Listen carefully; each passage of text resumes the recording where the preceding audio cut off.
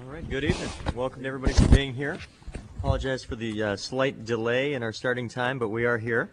So I will call this meeting to order and ask our city clerk to conduct the roll call. Mayor Marchand. Here. Assistant Mayor Farini. Here. Councilor Grasso. Here. Councilor Dwyer. Here. Councilor Reynolds. Here. Councilor Panalakis. Councilor Whitehouse. Here. Councilor Smith. Here. Councilor Hines. Here. All right, if everybody would please rise for a moment of silence, followed by the Pledge of Allegiance to be led by Councilor Smith this evening.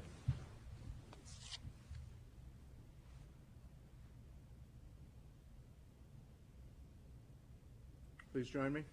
I pledge allegiance to the flag of the United States of America and to the republic for which it stands, one nation, under God, indivisible, with liberty and justice for all.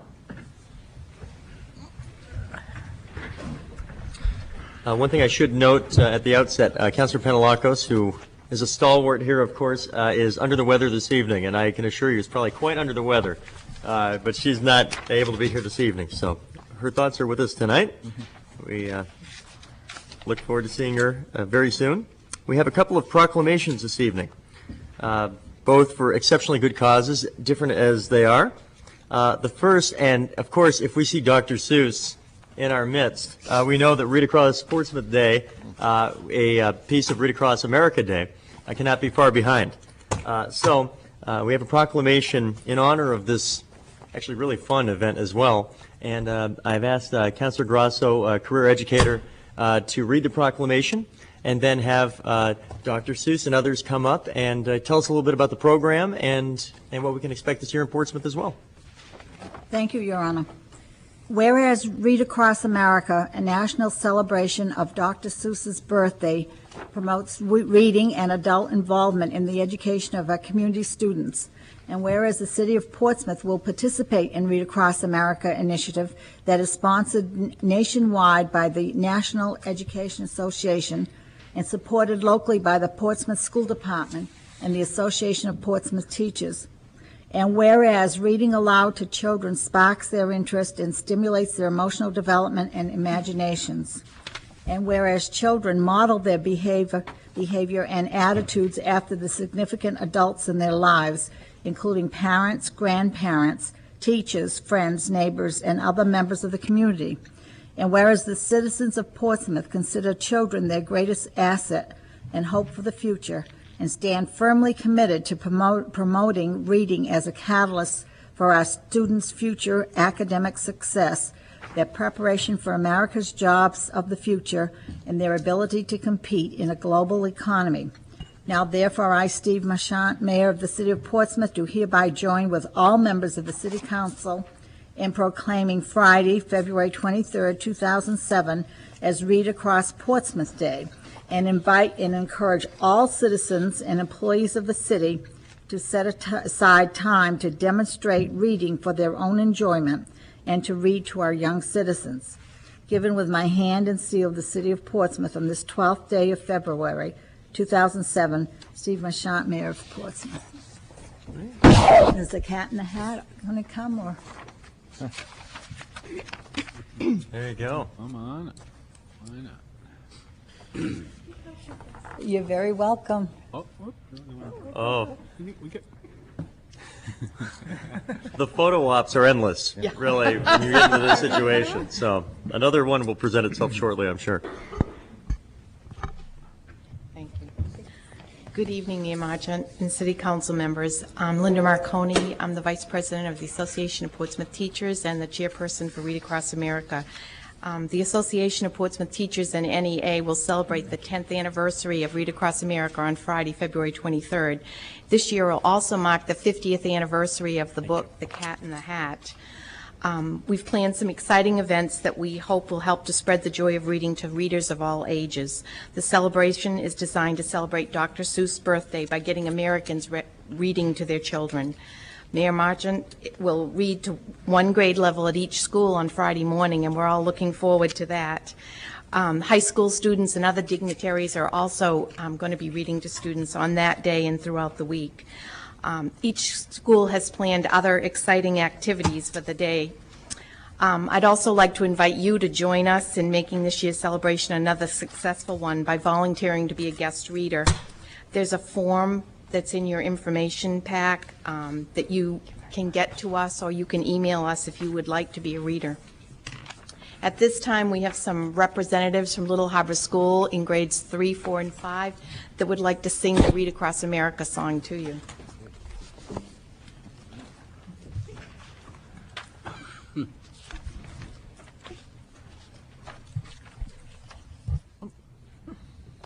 Thank you.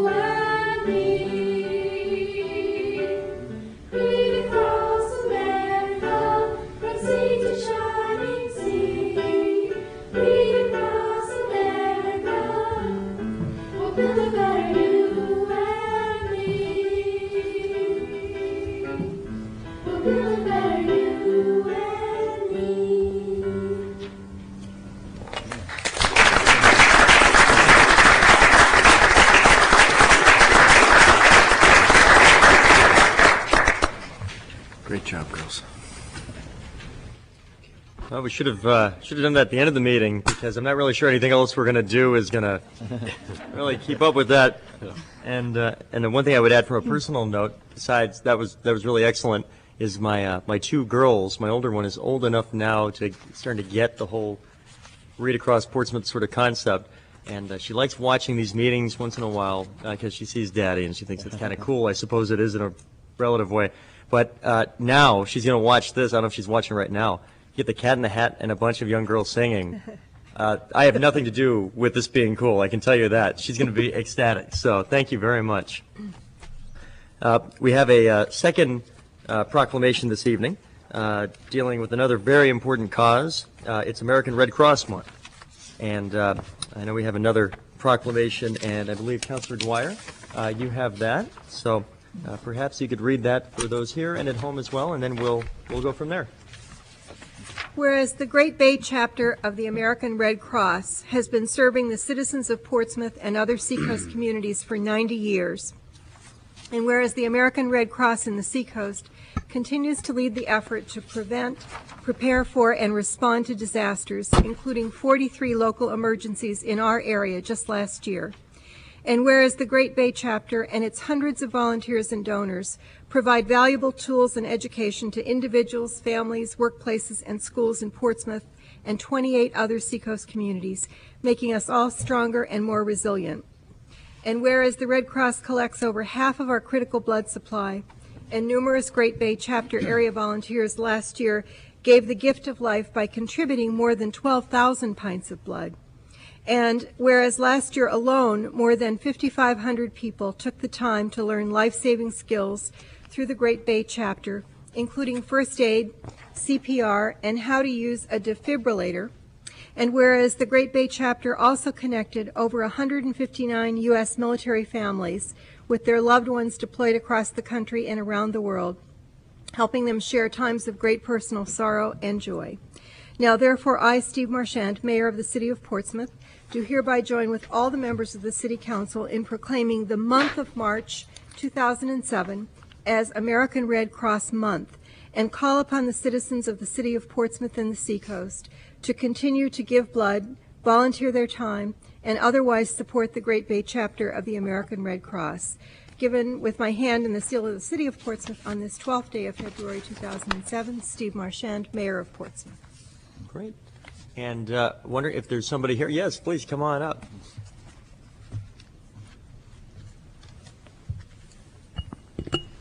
Following the cat in the hat is not an easy thing, but I'll try.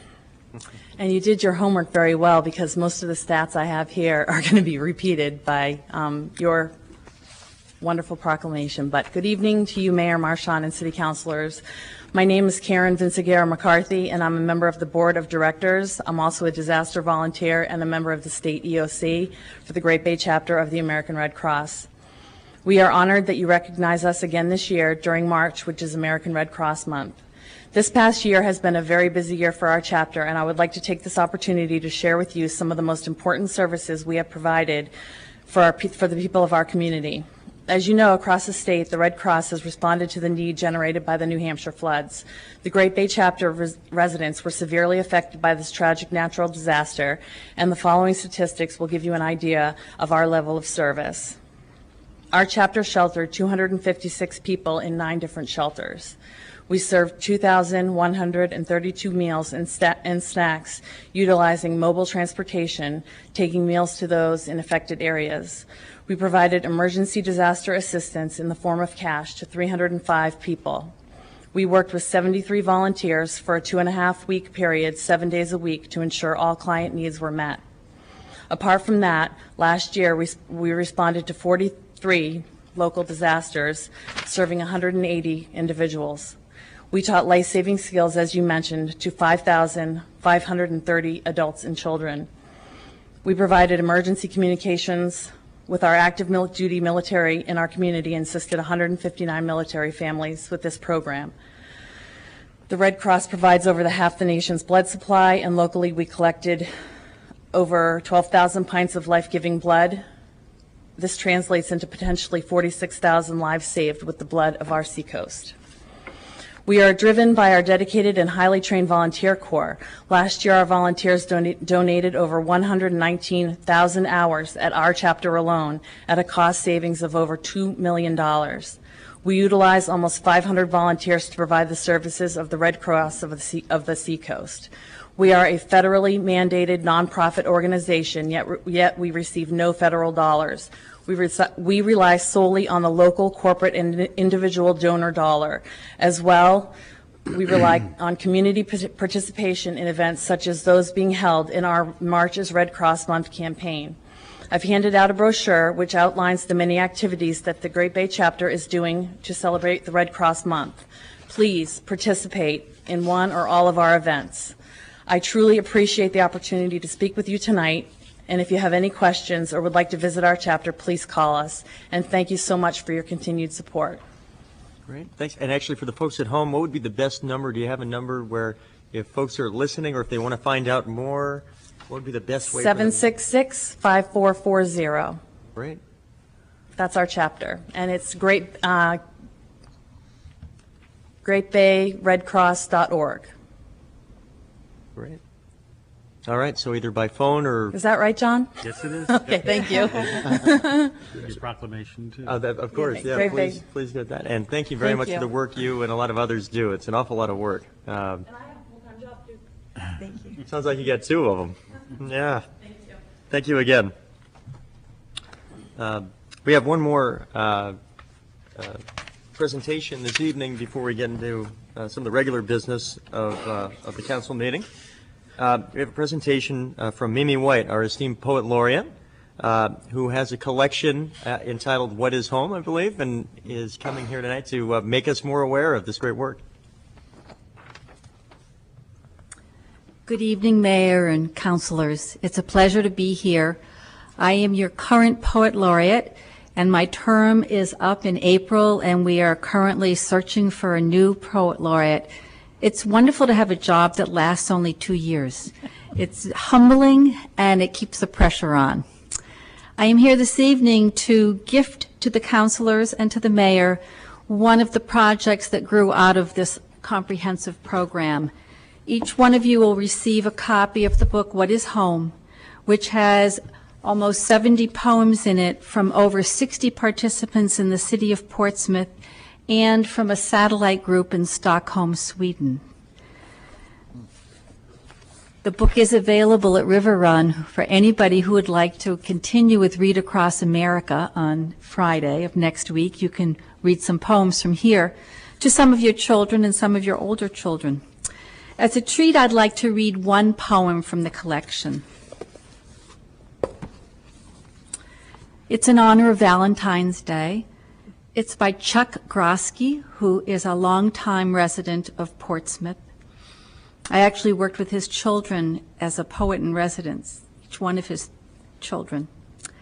And it's a love poem for his wife, Susan. He participated in one of the writing projects around the city last winter. He was actually in my group, and he said to me, "When I wrote this poem for Susan, I finally realized what home is for me." Cartography for Susan by Chuck Grosky. My compass north admits no error. It points to where I live. I need no geographer, latitude to give. Where you are, there is home, my love. Now here within my heart, which moves in time with thine, my love, who is my other part. Can spirit attract spirit? Can soul reach out to soul? That you, my constant magnet, are my true and opposite pole? Alchemy or science, who knows by what art? Or astrology's reliance, heart comes home to heart. If you'd like to find out more about the Poet Laureate Project, our website is pplp.org.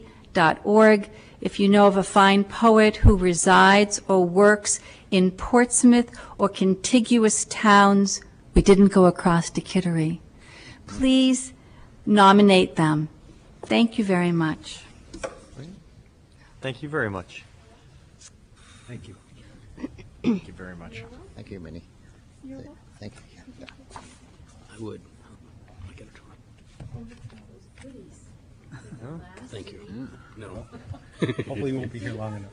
That's right, huh? If you're short one, I got one recently, so yes, yes. Thank you. You have one for home and one for. Thank you.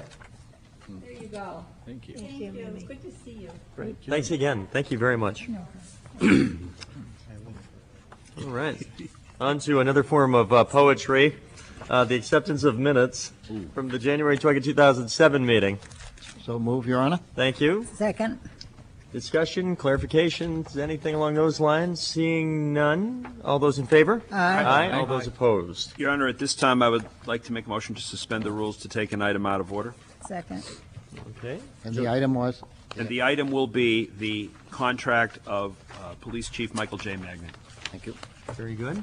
I heard the second. Any questions or comments on that? Seeing none, all those in favor? Aye. All those opposed? All right, very good. Assistant Mayor, perhaps like to I'd be make the happy motion? I'll make a motion at this point that Okay. we approve the 5-year agreement that has been proposed for Police Chief Michael J. Magnan. Second. Okay. Yes, Councilor Whitehouse. Can the city manager give us highlights of the new contract? If you'd wish. It's important. Sure. Okay.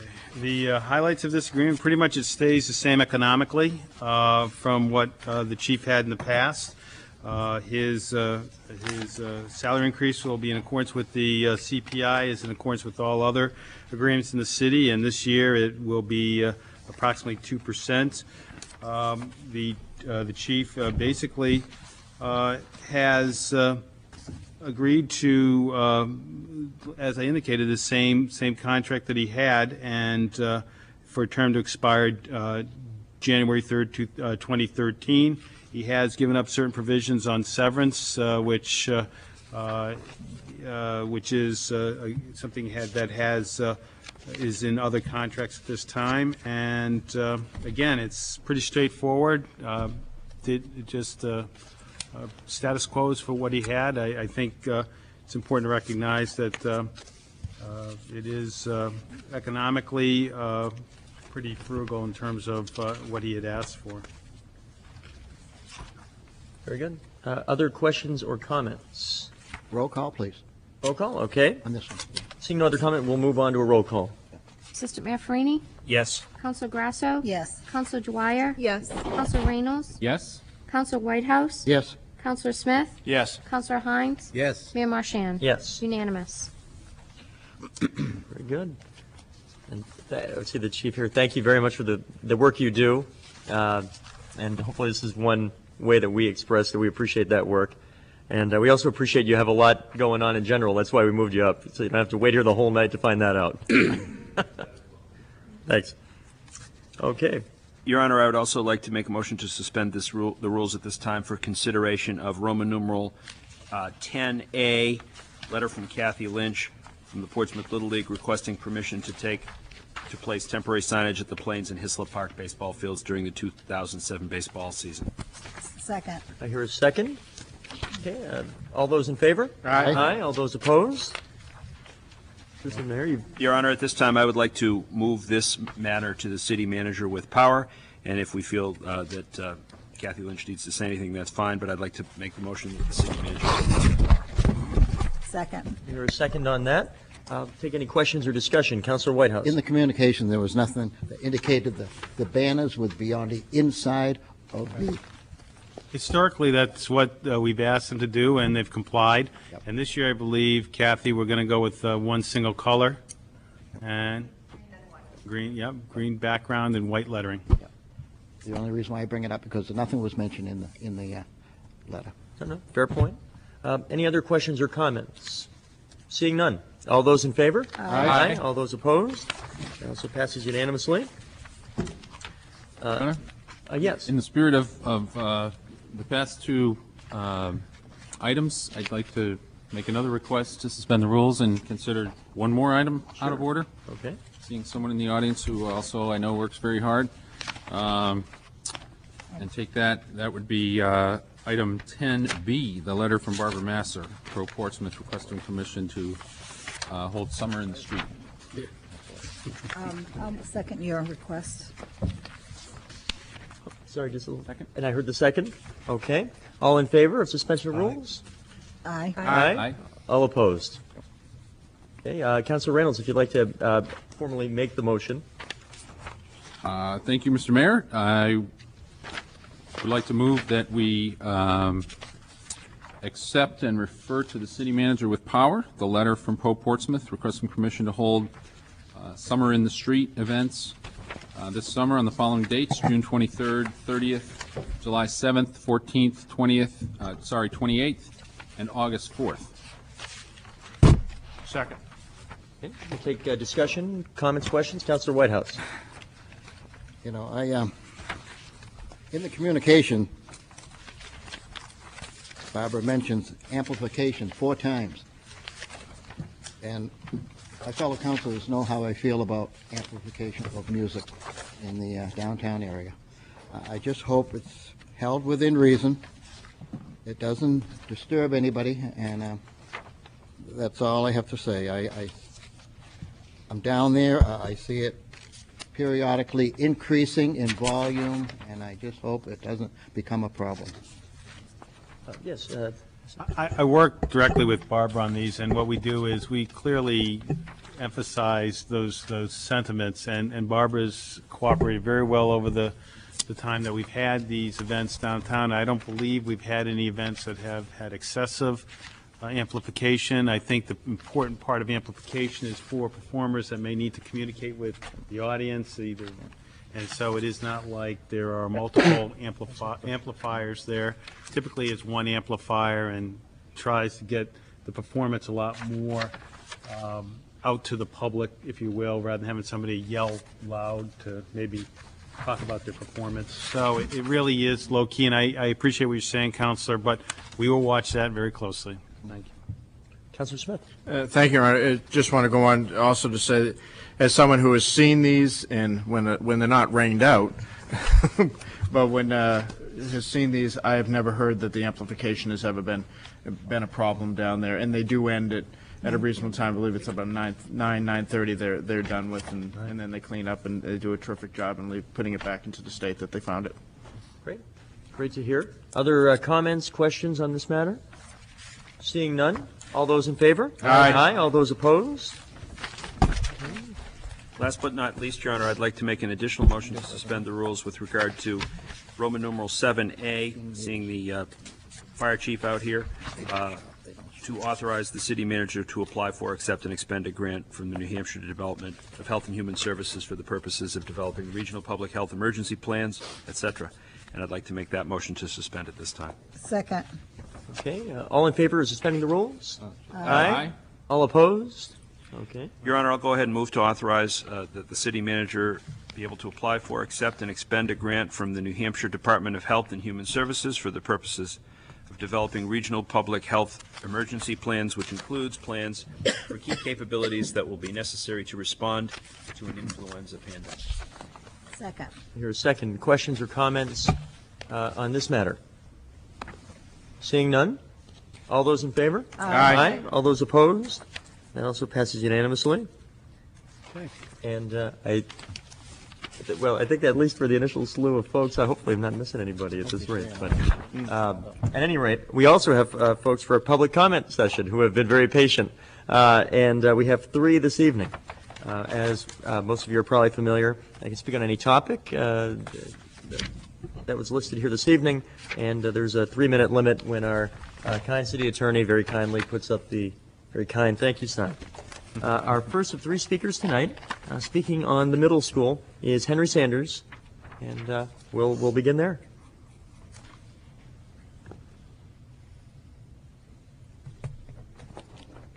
Thank you, Mr. Mayor, members of Portsmouth Council.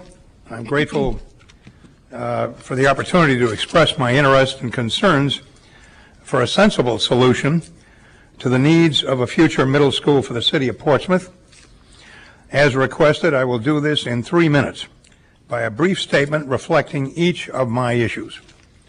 Number 1, the exceptional location, appearance, and surroundings of the existing structure is unsurpassed by any middle school that I have ever seen anywhere.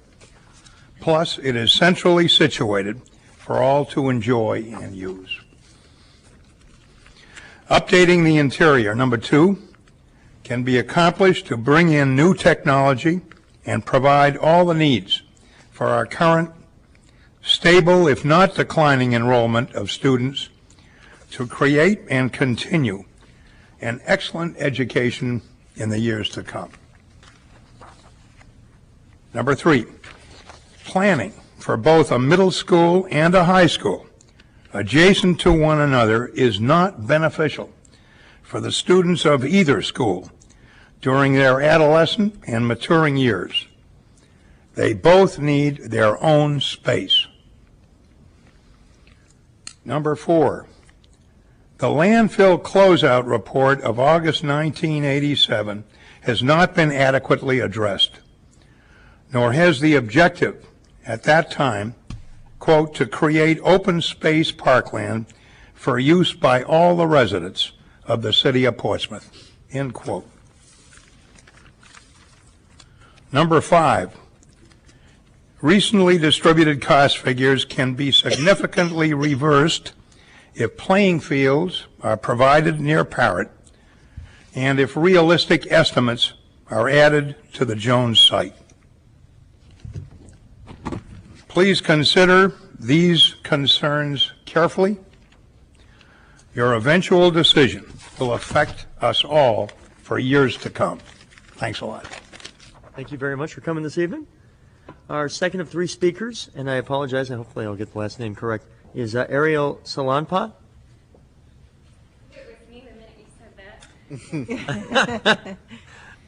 It's Silanpa. That's fine. I'm here actually to speak to what's listed on the agenda as Article 10F. I'm a Portsmouth resident. I'm also a Deer Street business owner. And we would like very much to have permission from the city to hang matching flags out in front of each of the retail businesses or service businesses on my street. While many of the buildings have actually reached their sign allotment, we're really hoping that by hanging flags, it will bring attention to the retail stores, signifying that they're open, which businesses are open for business, since we kind of have an instance where there's a retailer, and then maybe like a financial firm or something else on the street. And we'd also just like to add a little bit more uniformity and attention to the street. So I hope tonight when you consider what we've written in, the merchants on my street are very excited about this possibility and would like very much to be able to post matching flags. Thank you. Great. Thank you very much.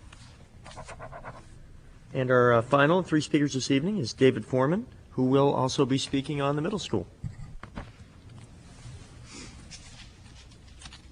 Mr. Mayor and Council, I'd like to thank you for this opportunity to speak on the school. As we saw this evening, wonderful kids here singing, we realize how important the decision that's going to be made by you relative to them and the whole city and future generations.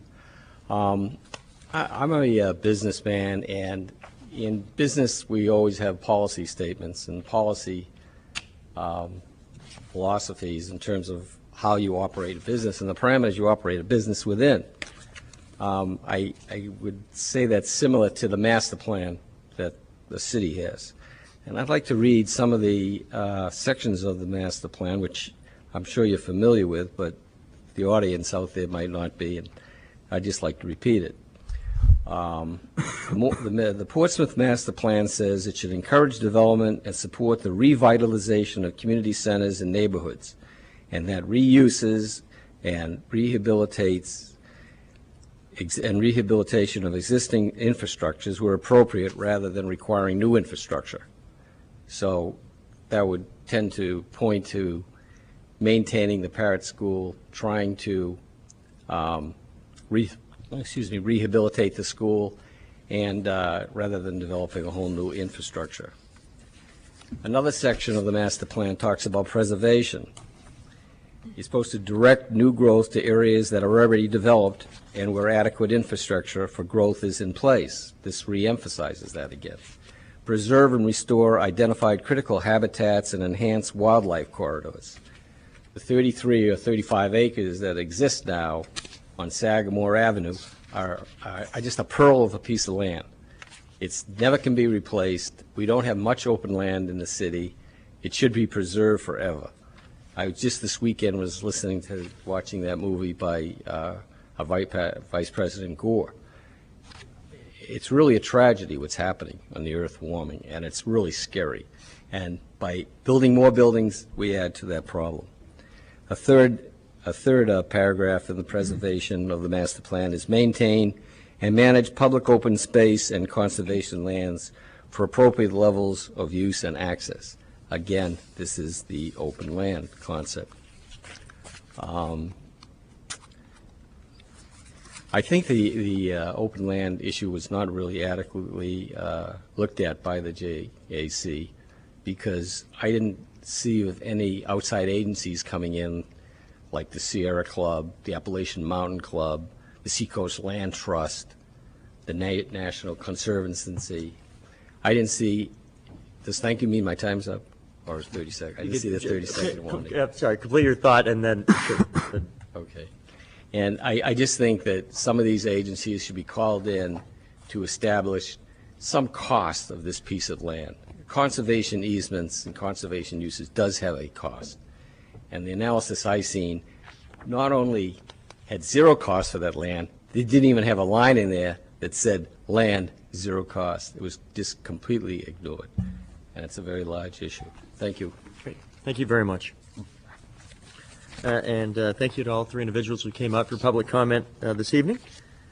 The next portion of the agenda, which has one item remaining, is the approval of grants and donations. In this case, the acceptance of donations to the new library building fund. And they are as follows. Lorinda L. Hill and David M. Holden for $800. Peter B. and Shirley A. Holden for $1,000. Kristen and Silas Bean for $1,000. Portsmouth Garden Club for $1,000. John R. and Sky Mar for $2,000. And Phyllis Eldridge for $7,000. Do I have a motion on these items? Yes, Councilor Whitehouse. Your Honor, I move to approve and accept the donation of the new library building fund as listed. Second.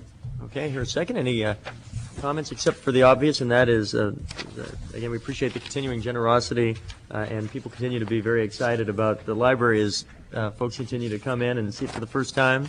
The excitement remains, so this all helps towards making sure that that energy remains. Barring other comments or questions, we'll take a vote. All those in favor? Aye. All those opposed? And that passes unanimously.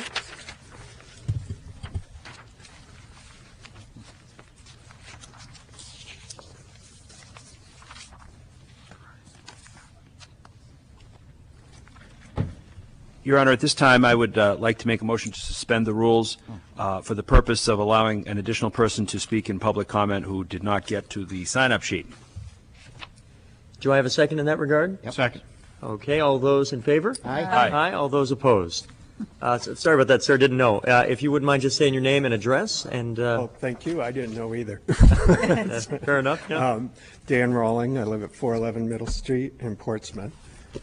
And I'm here to share some ideas with you, see where we can go with them. As a member of Portsmouth Advocates, we've been closely following the development of the Conference Center project, in particular the area of the garage. And I think all the people involved in it have worked really hard to where we seem to be on the threshold of improvements or approvals for the project and going ahead. During the design development phases and different comments about the project, I started to formulate some ideas. I want to particularly focus on the corner of Maplewood and Deer Street, which is the stair tower to the garage. I don't have a poster-sized graphic of it, but if this refreshes your memory at all here, this is the Maplewood Avenue site and the Deer Street, and so on this corner, which I consider to be sort of a landmark corner, we have kind of a benign watchtower design, which is going to be the dominant element, which most of the people in Portsmouth will identify the project with, as well as it being the landmark that will give directions to people for the conference center. When this tower was in, or the whole project was in a design stage, and some thoughts were expressed about the tower, I started to think about it, and normally with a site of this significance, it would have more meaning. It's a very complex program, and the tower has to fit here. There's no place else for it. But I was wondering what could be done with it to make it more meaningful to the community. It seems that more architectural embellishment, it still remains just a tower.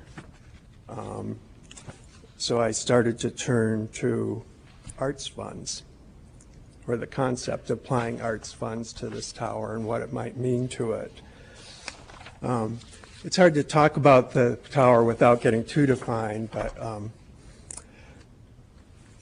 I have 30 seconds. So just thinking of it as a three-dimensional element that could become a sculptural piece, vaguely transparent clockworks or something. We have a stair element that could be an interactive piece for people to clamber around on and view it at different pieces or different levels.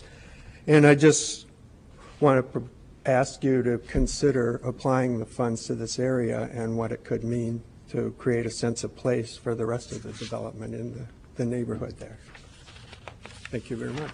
Great. Thanks very much. Thanks for your patience as well there a moment ago. And Your Honor, I said I wouldn't, but I'm going to make one more motion.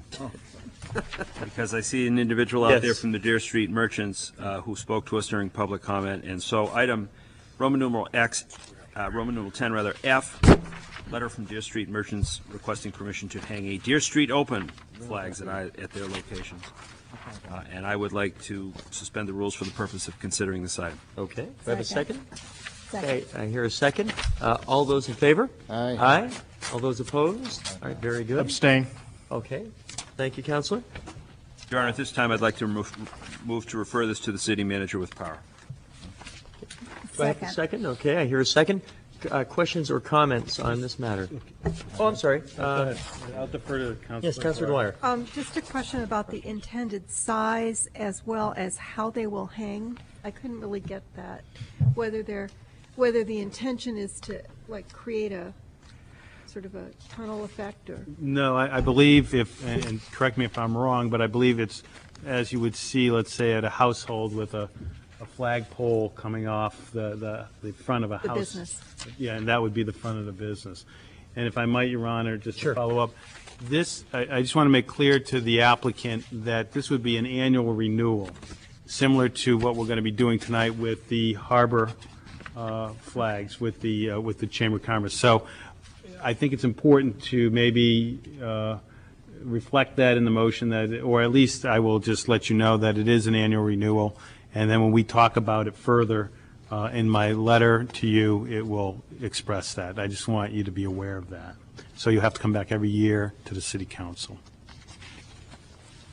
Legal Councilor Whitehouse and then Councilor Reynolds. Yes, Your Honor. On the letter that was sent to the mayor and city council, I noticed there's about 8 signatures, so that'd be just 8 flags, right? Now, we're going on one side of Deer Street, which would be the north side, right? No, both sides. Both sides, okay. All right, so there are 8 businesses Right. behind for both sides, right? And the idea of that, if I might, Your Honor, is that if you drive into the city and you go past Deer Street, that's what you do. You go past Deer Street. So the idea is for if somebody's going through or if somebody's leaving the hotel, if they look up the street, they'll see the Deer Street Open sign, so people will have a sense that there is retail on that street. That street had ebb and flows relative to the type of businesses, a lot of financial businesses and maybe real estate businesses and those types of things. Now with more retail, they want to have people recognize. So if you're driving up Market and you look to your right and you see those the flags, it is intended that people may come back, or people leaving the hotel when they're coming down the stairs might look up the street. So that's really the intent of that. Yeah, Your Honor. I think it's a good idea because now there's a variation of flags being put out, various sizes, various colors. So I think a uniform type of flag is a good idea. Very good. Councilor Reynolds. Thank you, Mr. Mayor. Clarifying question at first. Deer Street does not fall within the Downtown Business Association. Is that correct, or are Deer Street merchants Well, if part I of? might, Just Your wondering. The Downtown Business Association is a loose confederation. It doesn't have any bylaws, et cetera. So there have been, even though it has been a conduit for many businesses, what has consequently happened is we now have a group of Islington Street merchants that now are together. We have a group of Deer Street merchants that are together. We had the Upper Congress Street merchants. So people band together for common interests, and this is just another case of that. Yeah, okay, that's fine. Just don't let 1,000 flowers bloom. That's good.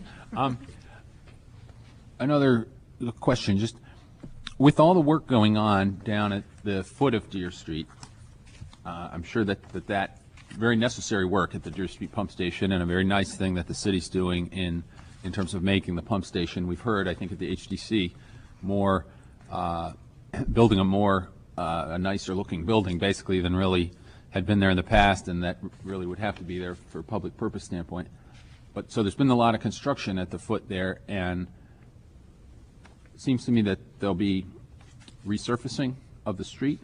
If I might, Your Honor, may I respond? It is our hope to take that whole intersection and make it more pedestrian friendly.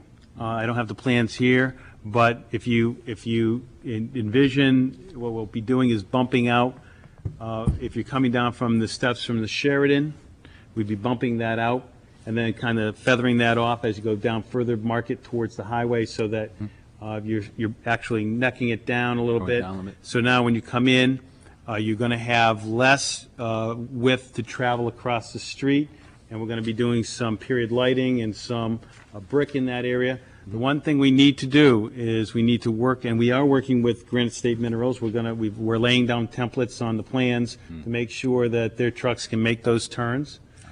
So it's important because the business is there. You don't want to create a situation where they're running over the curb or putting a pedestrian in jeopardy.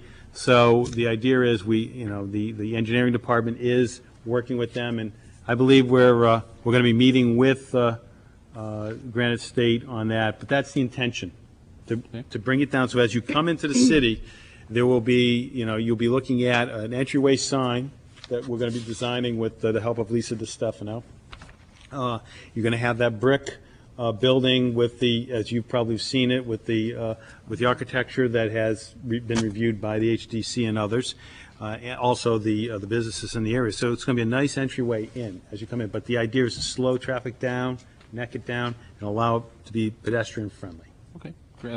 That sounds great. The one idea that I had that I was following on that information was, I wonder whether we might consider something like I don't know if current plans included any kind of an island at the foot of Deer Street, but if there is, or if that could be considered, you don't have to, but wonder whether we might consider a sort of a business guide type of sign, similar to the ones at the Vaughn Mall, where we set, One listing of the businesses that are there. I think that's something we can talk to the businesses about. We just need to make sure that, number one, the island, we have to lay down the templates for the trucks and things, so that islands are really a little problematic. But so what we really want to do, our top priority is to bump out the area near the Sheridan so that you have less width for pedestrians to cross. Yeah. With regards to the signage you talk about, that's something I think until we have the whole thing designed, we can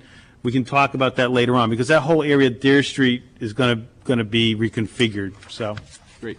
Okay. Sounds great. Thanks. Okay, let me go Councilor Smith and then Councilor Hines. Thank you, Your Honor. Although I will be abstaining from this since I'm one of the owners of a business on Deer Street.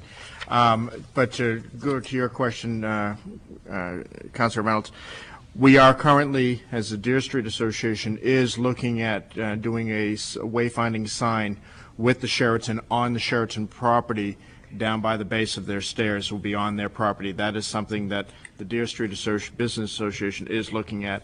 And just for point of clarification, when the letter was put out, there was just so many businesses that were looking at doing the flags. There could be as many to 13 to 15 of the businesses. It's just some people didn't have the managers available, that they said yes to it at the time, or we just weren't able to get to them. So just wanted to put those point of clarification. Okay, great. Councilor Hines. Thank you, Ron. As I pass through that area, quite often I've had the same thought that we should make a bigger concession to the foot traffic in order to slow down the automotive traffic so they have time to see a right turn onto Deer Street. I don't think it would harm the traffic itself. It would certainly help the foot traffic and probably develop more foot traffic into Deer Street, even from Market or wherever. So I would be in favor of looking at the slowing down of traffic on Market, especially at that point, and doing, as has already been suggested, that more space be given to pedestrian traffic. Very good. Okay, seeing no further question or comment, we'll vote on this. Let's do a roll call just for the purpose. I know there may be a couple different responses here, so we'll do a roll call on this. Assistant Mayor Farini? Yes. Councilor Grasso? Yes. Councilor Dwyer? Yes. Councilor Reynolds? Yes. Councilor Whitehouse? Yes. Councilor Smith? Abstain. Councilor Hines? Yes. Mayor Marchand? Yes. Passes Okay. with one abstention. All right. Thank you very much. We move on now to consideration of resolutions and ordinances. Yes. The first one is a first reading of resolution increasing the maximum income limit for individuals qualifying for the elderly real estate tax exemption to $30,600 for single and $37,740 for married, and total assets may not exceed $102,000 whether single or married. Your Honor, Yes. I move to pass first reading and schedule a public hearing and adoption at the March 5th, 2007 City Council meeting. Second. I hear a second. Questions or comments? Seeing none. All those in favor? Aye. All those opposed? Passes 9-0. Next item is a first reading of resolution increasing the maximum income level for individuals qualifying for the disabled real estate tax exemption to $30,600 for single, $37,740 for married, and total assets may not exceed $102,000 whether single or married. Yes, Councilor Grasso. Your Honor, I move that the council pass the first reading and schedule a public hearing and adoption at our next meeting on March 5th.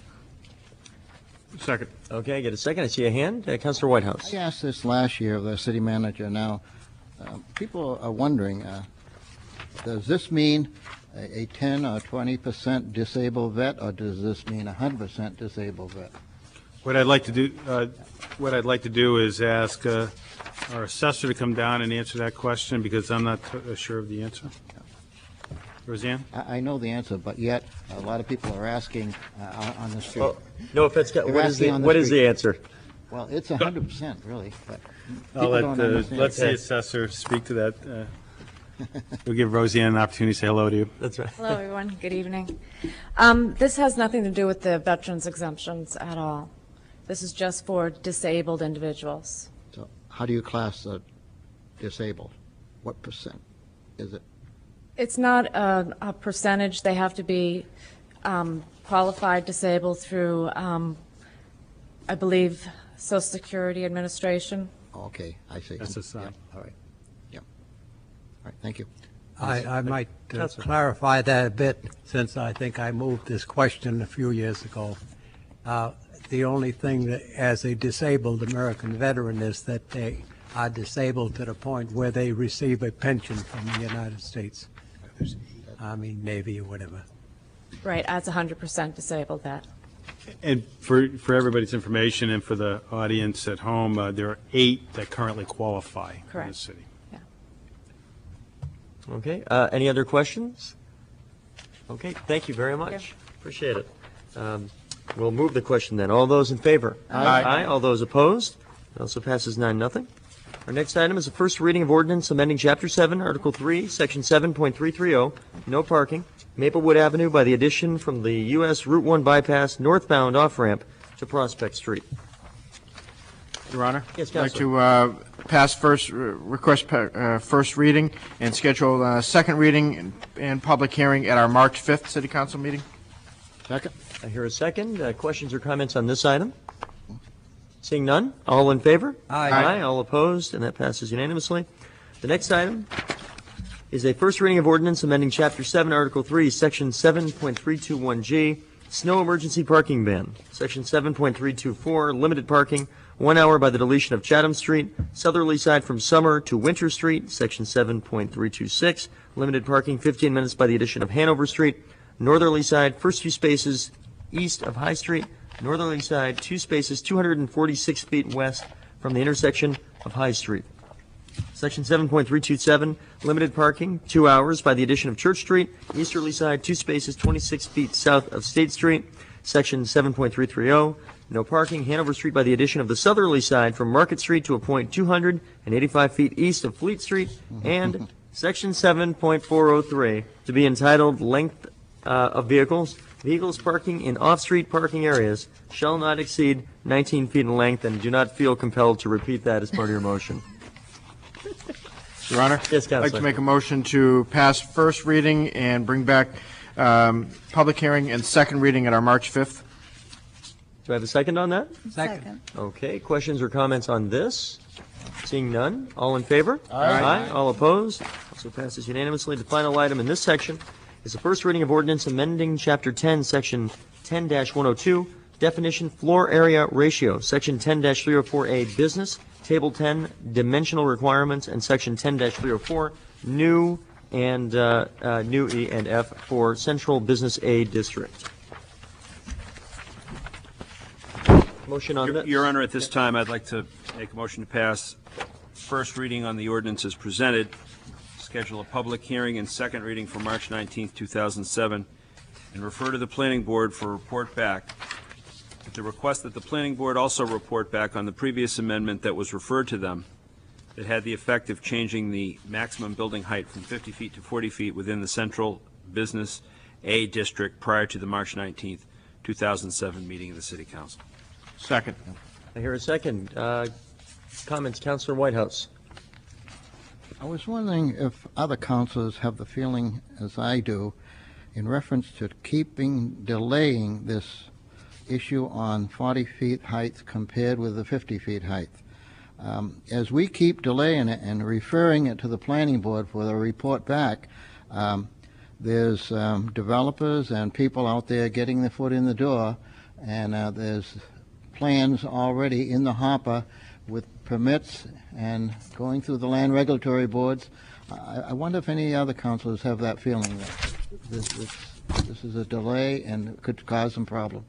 But let me, Your Honor, maybe we can hear from the city I'd attorney. say, yeah, that's rhetorical point, but let me go to the city attorney. Sure. The referral of any proposed zoning amendment to the planning board is required by ordinance.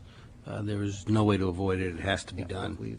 Any zoning change. We've done this several times already in this issue, haven't we? I believe that each matter which has been referred to the planning board is actually different than the prior.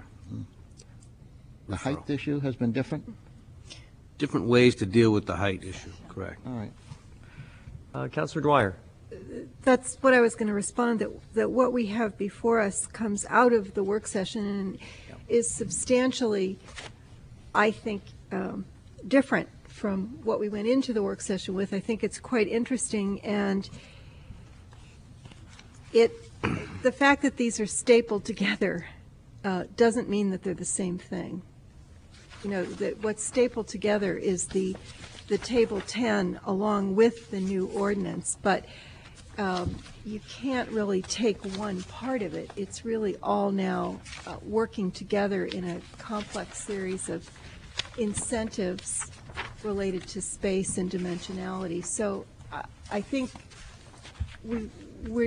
it's no longer in front of us to look at just one part of it.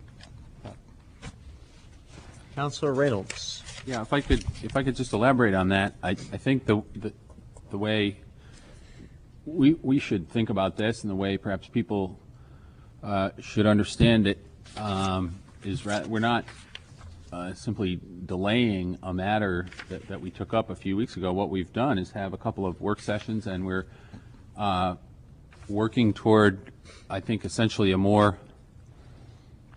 sophisticated and a more flexible way of addressing people's concerns about height and density in the central business district than simply lowering the height limitation. I think we heard some significant feedback, some significant pushback from downtown merchants and others that felt that that simply lowering the allowable height was a rather blunt instrument, and that there were better ways to get to the goal that we want, which is to preserve a pleasant yet still economically viable and vibrant downtown landscape. So I think that's why we've done what we've done, and we're doing this and asking the planning board for a little more feedback, and I hope we'll get some good comment at public comment session at the public hearing. Okay, Assistant Mayor Verini. Thank you. I certainly agree with Councilors Dwyer and Reynolds, and I think that to address Councilor Whitehouse's concerns, this moves the ball down the field the most quickly. And mistake not one component for the other. One is the new ordinance, one is the other that we initially proposed that will likely be retired. And I think it's in the community's best interest, and again, it is one of those community efforts, and I certainly appreciate all the efforts of my fellow councilors who were not shy with their offerings, and I'm glad they weren't, and the community and everybody else. So I think this will move us in the right direction, and I intend to support it. Okay. Councilor Smith. Thank you, Your Honor. I just want to echo the sentiments that have already been said, but basically it does that. The first attempt to drop it from 50 to 40 was to get the ball rolling and pretty much freeze things as they were, get things out there, and have the planning department come up with something. We then had our work session, and we've come up with something that really creates what the initial intention was at the beginning. But unless somebody really wanted an assistant mayor and myself to sit down and try to write a piece of legislation, which probably would have taken us a long time, this was the fastest and the smartest way we felt to move this and try to not only protect that end of town, but also bring out one of the aspects that is within the master plan of the city. And I think we've come a long way, and I'll be supporting this. Okay.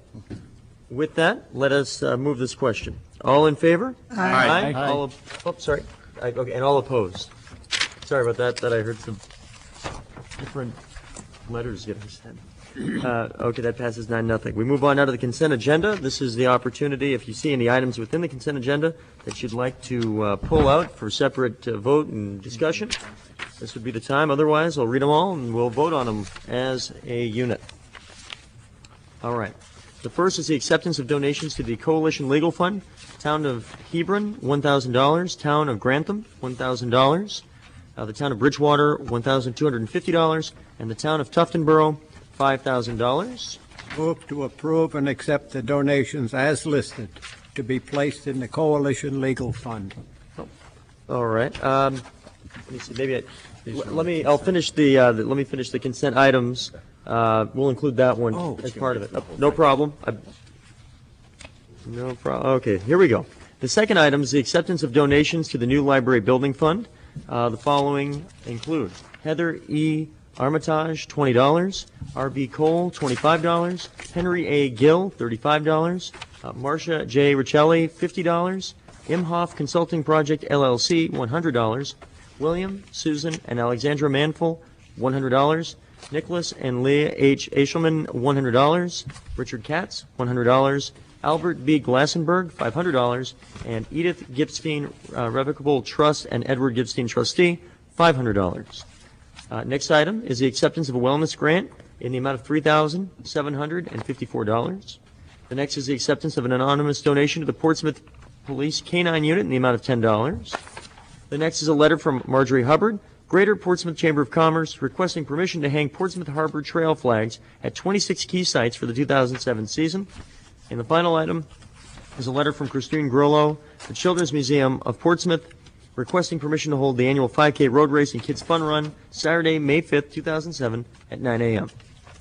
I have a motion to accept the... Move to accept the consent agenda as read. Okay.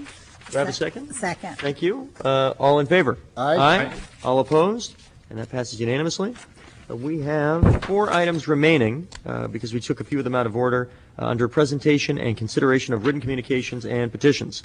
The first one is a letter from Tina Pfeiffer, Portsmouth Percussive Dance Festival, requesting permission to hold a street dance on Saturday, June 30th, 2007 at 12 p.m. Your Honor? Yes. Move to the city manager with power. Do I have a second? Second. All right. Discussion. Second. Yes, Counselor. In the communication, I see no time limit. It starts at 12. How long will the street be blocked off? Is that a question for me, Counselor? Yes. Yes. Well, what time would you like it to reopen? Really, because it did leave it open. But typically, if I recall these, they take about an hour, hour and a half. They're not very long. We have, the same night. We do have another street closure that night as well. Be from 12 right straight through to 9:30 probably. Probably would be the best thing to do that day would be to probably close it off and not reopen it. Yeah. Probably the most efficient way to do it. when it comes budget time and we notice a revenue drop in our meter account, don't wonder why. Well, the thing that you have to understand is that we do leave, that is from, It's actually only half the block, really. right, It's from about half a Porter, block, probably about 6 meters. from Porter Street There's 13. Porter, yeah. to 13 meters? Square. Meter from Porter Street to the square, 13 meters. Is this a quiz? 75. Sorry. I'll take your word for it, Well, Counselor. there's a, Okay. All right. We've just experienced a Rain Man moment. That was really, that was really amazing. I mean that lovingly. That Okay. was really something. Well, okay. Yeah, all right, just a thought. But, No. yep, you're right, you're right. But that's a good point. It is open-ended, so there's a policy decision that needs to be made there. I meant that in a really nice way. It's a great movie. Okay, we need to vote on that quickly. All in favor? Aye. Aye. All opposed? That passes 9-0. Oh, goodness. The next item is a letter from Petra Barstow, PHS 100 Voices Choir, requesting a donation toward the PHS students' performance at the Riverside Church in New York City in April. Your Honor, Yes. this might surprise my fellow councilors, but I move that we take $5,000 from contingency to donate to this cause. Do I have a second? Okay. Second for purposes of discussion. Okay. Okay. Well, let's discuss. Counselor? Yeah, now they've, this event will cost them, according to this memorandum, $75,000 to send their chorus to New York City in April. They've raised approximately $35,000, so they got a long ways to go to meet their goal, another $40,000. And, you know, I think it's, it would be very beneficial to remove $5,000 from contingency for this school event, which involves many, many children in this choral group. So that's how I feel. Yes, Assistant Mayor. Well, I certainly think it's a worthy cause, and I certainly appreciate the intent with which Councilor Whitehouse offers his motion. But I would like to ask, for those with a longer institutional memory than I, if the council is in the habit of voting for these kinds of requests. And the reason I say that is, as we all know, there are many, many, many worthy education-related endeavors that get funded through a variety of ways, fundraising and so forth. And I perhaps address it to the city manager, the city attorney. I do not recall seeing a request of this nature before the council in my now 4th year here. And I'm just curious. It doesn't seem to be something we've been asked to do before. Typically, we don't receive these types of requests. What happens is when we do receive these types of requests, they usually come in the form of the mayor or city council members participating in a fundraising event. So, for example, if there was a fundraising event that was scheduled, typically the council would be invited to go donate or donate their time, or in the case of the mayor, and I don't want to speak for the mayor, but typically what I've seen happen over the many years is that the mayor may write a letter on behalf of the organization supporting it to other businesses, depending on how the mayor, the mayor has to pick and choose basically the types of things that he or she wants to support based on their worthiness, and certainly that would be up to the mayor. So that's how it's typically been handled in the past. The only time we have supported groups is when it deals with, let's say, parks, playgrounds, those types of things where it's for infrastructure improvements typically, and they raise 50% of the money, or for some kind of tangible asset. I haven't seen anything like this, or if I have, I don't recall it. I don't know, Bob, do you recall?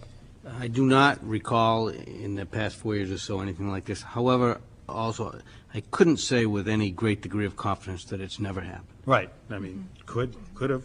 One thing I would say, just to, to somewhat cut to the chase on it, is I can say that while there aren't a lot of formal requests, I think that's probably true. Certainly in the relatively brief time I've been here, I don't recall a lot of direct requests in a formal sense. I will say that in my role as mayor, I do get a lot of calls and emails with folks of extremely worthy causes, this being another such example, asking for financial help from the city.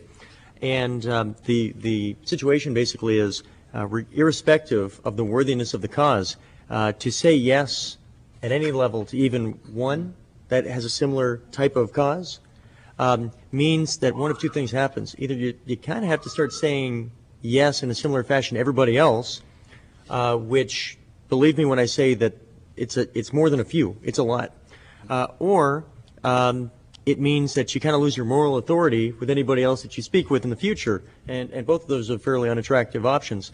What I have offered to do, I suspect others around the table here have as well, is many times in the last year and a quarter, I've offered to do things like, for example, everything from auction off, you can imagine the just enormous gobs of money people are willing to throw at our feet to have breakfast with me. $7, $8, $10. How about to put you in a dunk tank, Mr. Mayor? That has been offered, but that's actually not for charitable. They just want to do it, I think. That's a different conversation. Anyway, you get the point. There's where you try to give some of your time or skill or whatever it is to draw attention to the cause, maybe raise a few bucks as well. Certainly the letter's another option that's been thrown out there. And that, I think it's part of the job, and something I really enjoy doing and would do more if I could. Dressing in Halloween costumes helps too. I've heard that's been done. That's actually not a bad example right there as well. So there are ways to do it, but I would just say that this, with all due respect, would set a precedent that would be difficult to refrain from in the future. And just as you said, that people would be upset if we blocked off 13 parking meters for half a day. This would also, multiplied by 10 or 20 times a year, would also cause folks to say, I'm not sure this is the policy you want to begin tonight. Mm-hmm. Councilor Grasso, Councilor Reynolds. Yes, thank you. This is a very worthy cause, and I know that there are a lot of them out there. My fear is that by doing something, we would begin setting a precedent that might just grow just too quickly, and we would not be able to keep it under control. I think that maybe by giving this a little publicity, that as tonight, for instance, it might help people give it some donation. But I would hate to start a precedent, because if you say yes to one, how can you say no to another one? Yeah. Councilor Reynolds. Agree 100% with those sentiments, and I was going to suggest that we perhaps here on the council at the staff level perhaps put our heads together and think about ways that we might be able to offer our support in doing things that might help raise money without actually making an appropriation like this, because I agree that the next thing would be the band's trip here and the baseball team's trip there, and we wouldn't be able to really have any way to say no if we say yes to one. So one thing that comes to my mind is would it be possible for us to perhaps use our Channel 22 if folks, perhaps the band might be able to arrange, or perhaps it already happens at a prestigious performance venue like this, that the performance might be recorded, and then perhaps we could show it on our Channel 22, and there could be a solicitation on there. Perhaps they could sell CDs or something like that. So there's ways that we can help them raise money from the resources that the city does have and support our community cause here. Well, regardless of the specifics, I think the broader point is that as organizations do kind of brainstorming, in private amongst themselves, and certainly, as I've done many times and others here, brainstorm with them. If they call and say, hey, we're thinking about doing this idea, is there any similar idea that's worked in the past? That's the kind of conversation that actually happens quite a bit. And it seems to be appropriately done in that kind of venue, in a private venue. Just one last comment, Your Honor. This is a choral group at the high school, over 100 strong, and we have earmarked every year over $400,000. Well, it is $400,000 in contingency, and here we have 3 months left in our budgeted year, and I think we have over $350,000 still in contingency. So that's why I made the motion to withdraw the $5,000. No, I understand. Hard to argue with the cause, but I would also argue there's an argument against starting a precedent. That's my opinion. Councilor Dwyer. I agree with that. I understand and I appreciate what Councilor Whitehouse is trying to do. I would be concerned about the gap with only a couple months left. I know there's a lot of money to raise there to make this a really viable item. So anything we can do to give publicity to it, perhaps the newspaper would take it on as a cause. I think that would be a worthy thing to do, certainly in our community newsletter and our own individual donations for it. But I think there's a lot of publicity opportunity for it. It's the precedent setting that's problematic. That $400,000 that we have would be gone very quickly because there are so many causes that I think we're all asked to support in the city, and we restrain ourselves from asking the council to pay for those. Well, certainly the sentiments, I think the points, the point is out there. So let me call this to a vote. All in favor? Aye. All opposed? Opposed. Opposed. I believe that fails 1-8. The next item is a letter from Joanne Grosso, co-chair, and Kent LePage, co-chair, Joint Building Committee for the High School Renovation Construction Project, requesting that the City Council accept the final report of the JBC pursuant to RSA 199-4A. So moved, Your Honor. Second. Second, okay. Discussion on this point, except a big thank you to Councilor Grosso, as well as Chairman LePage and others who have been sticking with this for quite a while. There were funds to expend and oversee well beyond the turning of the key of the front door. And so we appreciate all that time. And just in time to get another building going, huh? And that's for another night, though, unless you want to be here till midnight. At any rate, all in favor? Aye. All opposed? And that's 9-0. And one final item here. Request from Upscale Nails to place one A-frame sign in front of their establishment located at 59B Deer Street. Anybody? Move to refer to the city manager with power. Second? Okay, discussion on this. Seeing none. All in favor? Aye. Aye. All opposed? Abstain. Oh, sorry about that, Counselor. That's 8-0 and one abstention. Okay, we move on to the city manager's items. There are 7. Councilor Panalakis isn't here. Oh, and I think I've been making that mistake probably multiple times this evening. The spirit of Laura is here, but the vote is not. And so it is 7-0 with one abstention.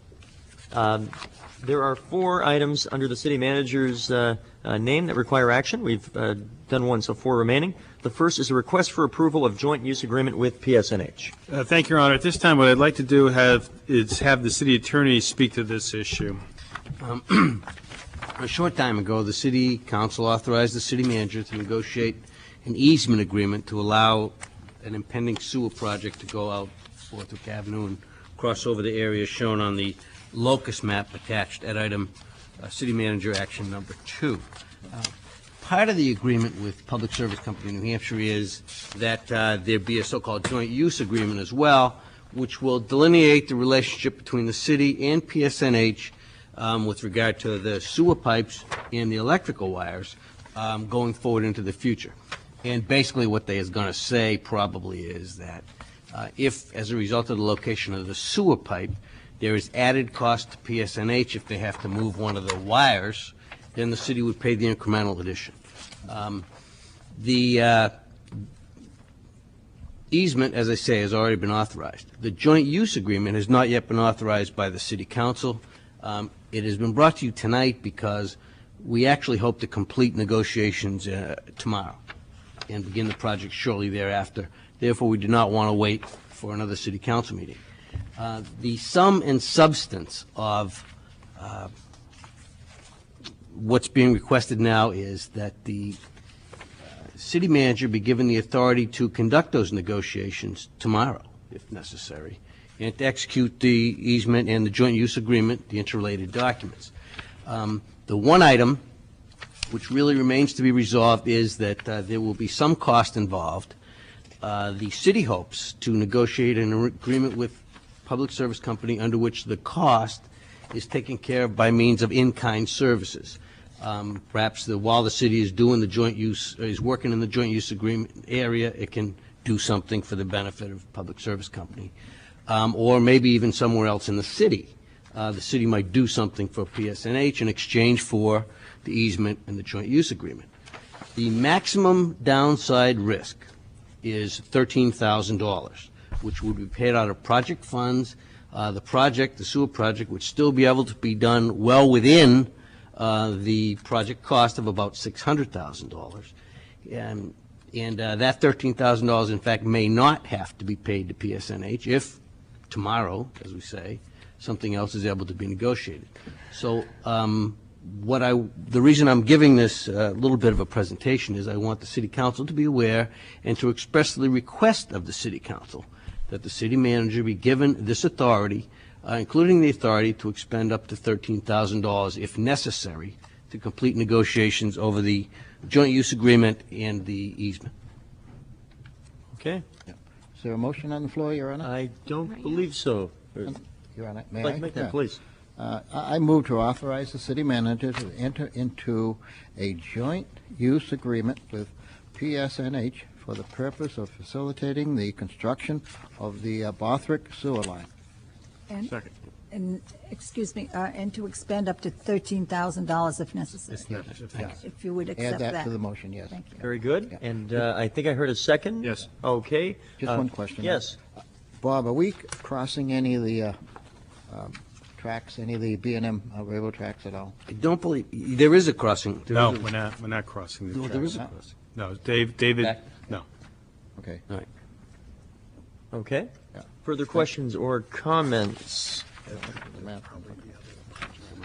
I see folks looking at the map, so I want to give a moment here to allow silent reflection. Okay, I see it continues to be silent reflection, so we'll go for a vote.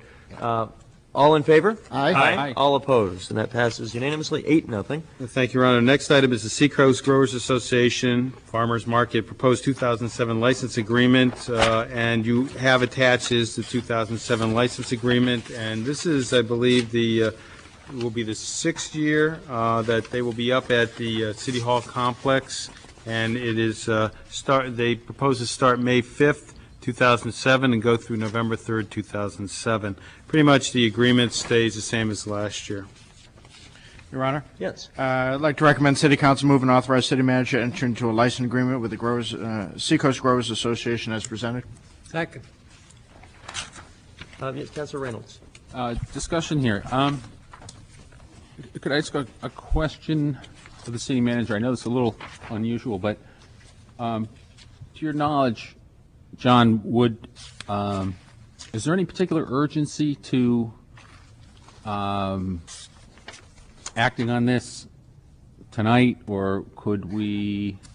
Is there a reason in particular? Well, I know that obviously we've now had the farmers market up here at City Hall for the past 5 years, as you say, and from my personal experience and from talking with many of the members of the Growers Association and other folks, it seems to be a fine place, an adequate place, but not perhaps the best place in the city. A lot of people mention the fact that, well, it's, not downtown, it's not near anything else. It requires sort of a special trip by a lot of people who, obviously it's close to neighborhoods here, the South End and Little Harbor, but for many others, and certainly from the surrounding community, it's kind of a special trip up here. And I've been doing some research into public markets and their value and their power as instruments of economic development. And one interesting statistic, and this is in conjunction with my, sitting with Councilor Freeney on the Economic Development Commission. And there's a national nonprofit organization called the Project for Public Spaces that actually has a sort of a whole programmatic effort on public markets, has done research and studies and actually conducts, like I say, has conducted research and actually thinks so highly of public markets that they offer a course for city staff, economic development type people that they offer several times a year. Anyway, I've discussed this a little bit at the EDC, but one of the interesting statistics that's come out of their research is that the average figure of additional spending at nearby businesses, stores, restaurants, for the average attendee of a public market is $80 per person per day. In other words, when a public market is located in a downtown setting, it attracts people to come to it, and then they spend additional money off-site. They do other shopping, they eat lunch, etc.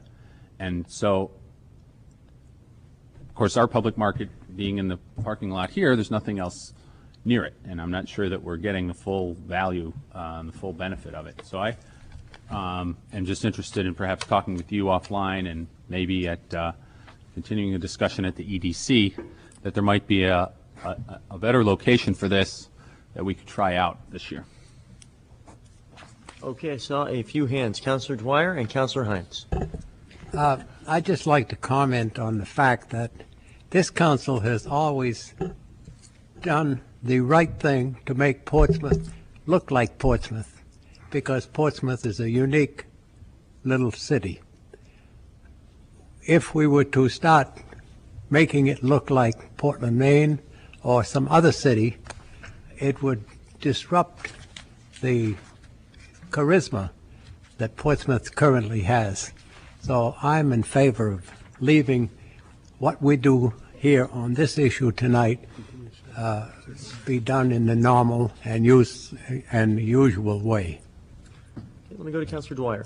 I appreciate what Councilor Reynolds has said about public markets, and I do think in general it's something that we as a council need to pay more attention to, because I think the draw is great. But as somebody who is interested in gardening, you know, people have been buying seeds for over a month already, so I think it would be really inappropriate to hold it up for this year, because I wouldn't in any way want to have people fear that they wouldn't have a place. I mean, we're really already in the season, if you want to think of it that way.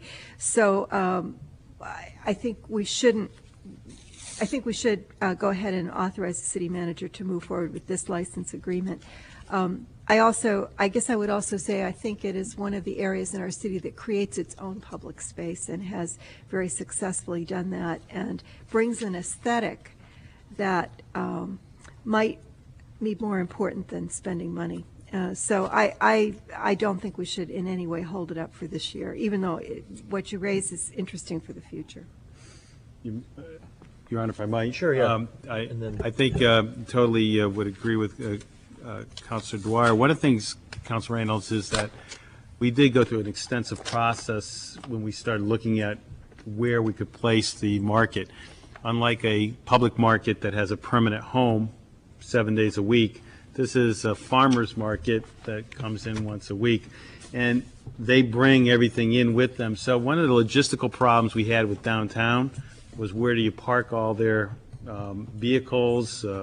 It just became, we explored the various things you were probably thinking in the back of your mind. I mean, we went through the whole exercise, and from a logistical standpoint, it just couldn't work for 1 day a week. I mean, I think what you're getting at is the idea of you could find a permanent location where they could set up shop and that. I guess this year, I'd like to see us move ahead. I can broach the subject with them and see what their thoughts are. We can revisit it for next year, so I can do that if that be the case. Yes, Councilor Whitehouse. You know, At first, I wasn't in favor of moving up here on the hill from downtown, but it is working, and I'm down here many Saturdays. Councilor Reynolds has a good idea. Maybe we can talk about this early in the year, but at this late date, they'll be opening up on the 5th of May, and, you know, they've got to get their literature together, their printed material, and their contracts out to their growers, and but we can talk about this, I should think, as the mayor, as the city manager says, we'll talk about it. Sure. Thank you. I appreciate all those responses. Great. And I thought I saw one other hand. Yeah, the assistant mayor. Well, I think there's already significant social connectivity where it is, and I do think that with the playground adjacent and the sports fields, that it is not uncommon, I know myself, to go from soccer game to farmer's market and back. So it's a good spot for the 1 day a week. I do think Councilor Reynolds' point's well taken in terms of what might be appropriate for a piece of infrastructure that goes 7 days a week. Okay. With that, let us move this to a vote. All those in favor? Aye. All opposed? Thank you, Your Honor. The next item deals with the establishing of a public hearing regarding the reuse of the Doble Reserve Center as a result of our work session on February 5th. I'm requesting the City Council establish a public hearing at its regular meeting on Wednesday, April 4th, 2007 at 7 p.m. regarding this matter. So moved, Your Honor. Do I have a second on this? Second. Okay. Discussion. Keep in mind, this is a Wednesday, April 4th, just as a kind of a general reminder, it is unusual. Councilor Whitehouse. Could be mistaken, but on my calendar, I have a public hearing on the budget the same night. No, that It's been changed? I don't believe that is correct. Okay. All right. Well, It may be. We may be having it the same night. I would have to check my schedule. I thought it's the 18th, but. The 18th is the so it's public been hearing on changed. the budget. It was the 4th at one time? No, on the screen sheet that was approved by the Okay. council, it's All right. always been the 18th. Yep, it is the 18th. Okay, I got it. Okay.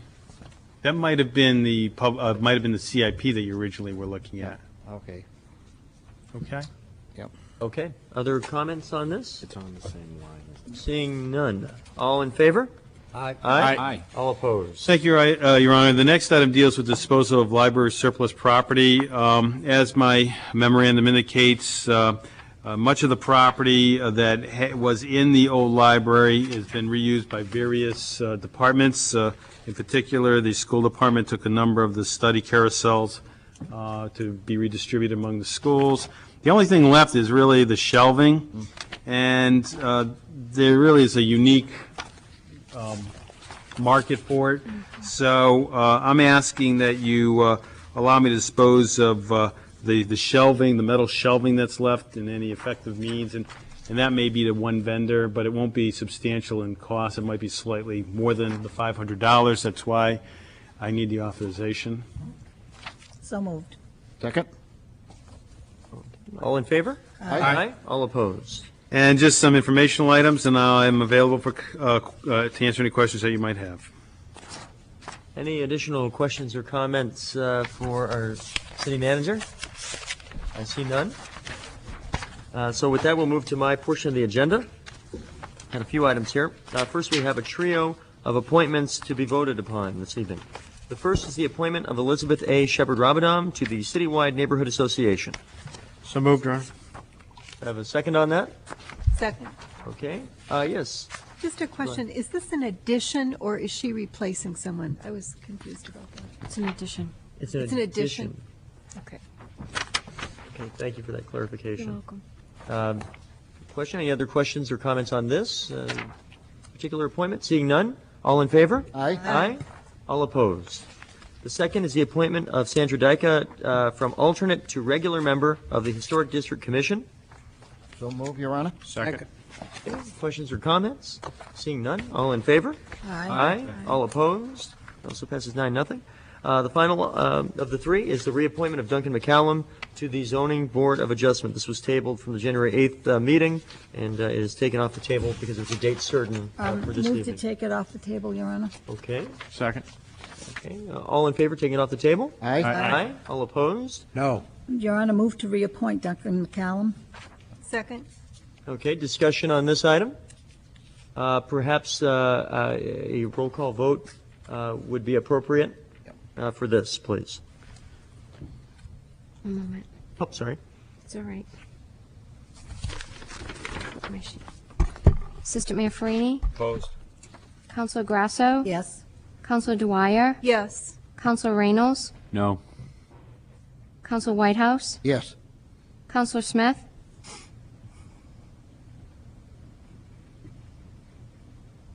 Yes. Counselor Hines? No. Mayor Marchand? No.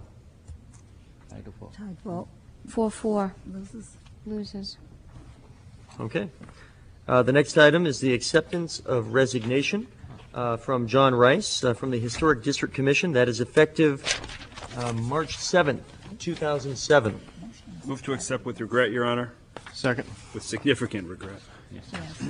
I heard a second there, and I think the Assistant Mayor says it very well. Counselor, yes, Counselor Your Honor, Whitehouse. would you mind reading the letter? Very short. Oh, sure, yeah. Just one moment, please. Yes, this was addressed to me last month on the 11th of January. Dear Mayor Marchand, this letter will confirm my resignation from the Historic District Commission effective March 7th, 2007. I have been deeply honored to serve the City of Portsmouth for many years. I am humbled by the confidence that the city has shown in me through reappointments. The many citizens who have spoken or written to me about this matter have also honored me. I assure anyone with an interest that the decision was made with no particular personal agenda other than a desire to focus my energies in other directions. In closing, let me assure you that I shall always remain committed to the preservation of the special character of our city. I will sorely miss Wednesday nights with the most dedicated and gifted land use board in our city's government. With every good wish for our city's future, John W. Rice, Chairman, Portsmouth Historic District Commission. Thank you. Great. Thank you for that request. Okay, with all that, let's take a vote. All in favor? Aye. Aye. All opposed? I just want to make note that I want to thank Kelly for putting together the attachments as requested from the work session. You do have the attachment that was requested as a result of your work session. So as a matter of course, we will be attaching to all the appointments the information that you requested at the work session. Great, thank you. And one unrelated item to the appointments, and yes, we do appreciate our city clerk doing that. I know that was one of the requests. Just a quick note, I realize there's some confusion dealing with the recent middle school conversation that we're in the midst of as a community. That the next step, I think a lot of folks maybe aren't aware of this, the next step in the process, now that the JSAC, it has moved out of the Joint School Advisory Committee, that is JSAC, it now goes to the school board. It does not go directly to the city council. The school board, and I spoke with folks, including the superintendent and members of the school board just today, and I think they appreciated a reminder of that process. I think it's an important note to make, that I believe they've said, I believe the chair said that he would like to have this decided upon, at least the portion at the school board, the next step, over the next couple of months. I think it was approximate. I think he said end of April, early May, I think was the outer limit. And they also mentioned tonight that the school board has a meeting tomorrow evening, and that during this next phase, which may last anything from a matter of weeks to a couple of months, that if you have feedback, I know we had a few people tonight speaking about the middle school, irrespective of whether you feel one site that's been discussed is better than another, or for that matter, an additional site that hasn't been discussed much, or for that matter, to do nothing, irrespective of your opinion. Over the next several weeks, couple of months, until the school board makes a decision, that would be the venue, because the way it works next is the school board will eventually, presumably, make some decision as to a recommendation. At that point, the city council will receive that recommendation and will eventually vote to either an up or down vote to bond that particular recommendation. The city council cannot unilaterally say, for example, we do not like a particular recommendation, so we will vote to bond a totally separate one. We are not in a position to do that. The school board makes a recommendation. We simply choose to fund or not fund that through a 2/3 vote for bonding. So that's the process, but the bottom line headline here is that if you have feedback, it's an important time to speak with the school board, either at public settings, at their meetings, including tomorrow night, or obviously to contact them. I know they take pride in that part of the process. And that eventually it will come to the city council in some form, and at that point, it'll certainly be our responsibility to take your feedback. We'll have public comment opportunities, and obviously we'll be available for receiving written and verbal communication from constituents. I hope that clarifies it a little bit, because I know people are asking about it, and that will be something on everybody's mind over the next several months. Are there, and that's it for me, any other miscellaneous or unfinished business? Oh, sorry, Councilor Dwyer. Related to that, I know that the JSAC has now finished its work, but as you said, that the community is now just really starting to weigh in, talk about it, consider issues, and in the spirit of that, I've been contacted by a couple of folks who wanted to revive and have presentations to the community of some things that couldn't fit into the JSAC schedule, and request the interest that those be done in front of the public and that they be done here so that they are televised. Specifically, I know there was interest in the committee and it never could be scheduled in having Professor Arthur Maslander from Dartmouth, who worked on the whole National Children at Risk study focusing on adolescents, to really talk about adolescent needs and do a Q&A with us, school board members, anybody who wants to attend in the chambers. Similarly, the man who is coordinating the New Hampshire Safe Routes to School, which we voted to move forward with, and traffic and safety is moving on, would also come and speak that same night. Same kind of thing, informational, as well as somebody talking about sprawl and schools and the relationship to sprawl. So one of the things in speaking to the manager was to get a sense of this group. The date when all three of those can come is March 28th. So the idea that it would be televised so more people can see it, or that we have it as a... If I might, Your Honor, the one thing that I did say to Councilor Dwyer, which is important because we are the government channel, it has to be sponsored by a board, a commission. Right. So somebody has to call a meeting, okay, to have it. And it may be just simply open, start the meeting, and this is what the meeting's going to be. Sure. It can be the planning board, historic district commission, it could be any one of them. But in order to keep us as a governmental channel, right, we need to have a governmental purpose for that. So it can't be an outside group right doing that, because then we become a community access channel, right, which we're working on right now. But but it is a clear delineation, and so whatever happens has to happen with the posting of a meeting. I would suspect, Bob, that it would be correct. Yes. And then we can get the producer, if let's say the city council wanted to sponsor it, you just have to call the meeting to order, and boom, you open it up to that presentation. So, or you could have the planning board, or you could have the school board. It doesn't matter. It just has to be a governmental agency. Right. And I'm suggesting that the city council do that. And there may be more such things as we move forward with considering the school sites. I mean, from the folks that I've talked to in the community, this is becoming the most important issue to people. So I think anything that we can bring in terms of information as a council and as a school board to this discussion would be really, really useful. Yes, Councilor Smith. Thank you, Your Honor. Just a further point that Councilor Dwyer brought up is the Traffic and Safety Committee has started a subcommittee on safe routes for school. It will be made up of members of traffic and safety, a member from the school board, and an outside member. And that we'll be looking into safe walking and bicycle riding routes for kids to get from neighborhoods to schools, as well as different paths. I expect over the next couple of months I will be starting to get some information back that I can present to City Council, and the meetings will probably continue throughout the summer, and I'll try to get those out as public as possible for people to be able to get information and be able to go to some of the meetings.